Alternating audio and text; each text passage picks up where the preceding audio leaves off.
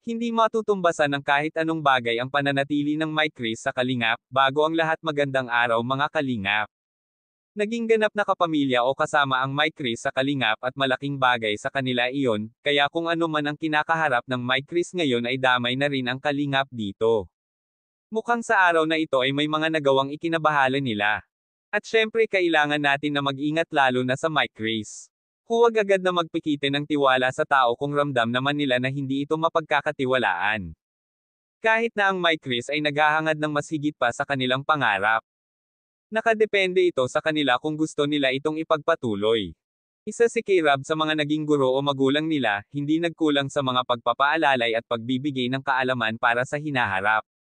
Malaking tulong iyon sa Mike Chris, kahit papano ay mas may nakakatanda na nagga-guide sa kanila at hindi malagay sa alanganin. Alam natin na kasama rin ng Mike Chris ang Kalingap kapag ito ay nakakarinig o nakakatanggap ng mga toxic na topic ng ibang tao, sila rin ay maapektuhan, dahil sila mismo ang humahawak sa Mike Chris. Subalit sabi nga rito kapag siniraan ang Mike Chris, ibig sabihin nun ay ang kawalan ng pagmamahal sa Kalingap. Syempre dahil ang Mike Chris ay parte ng Kalingap, iisa lang ang kanilang pinagmulan, kaya hindi na natin kailangan na hayaan na umiral ang ganitong kalakaran, hindi naman makakatulong sa tao. Ngayon ay bihira na lang na magpalabas ang Mike Chris, mawala man ito ng saglit ay hinahanap-hanap pa rin ito ng mga tao dahil nasanay na sila sa hatid na saya ng Mike Chris.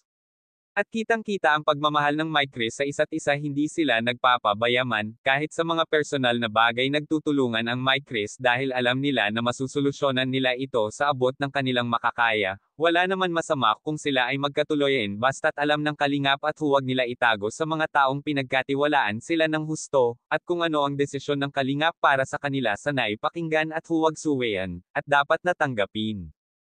Maraming salamat, pakisuportahan po ang aking channel at sa lahat ng bumubuo ng Kalingap.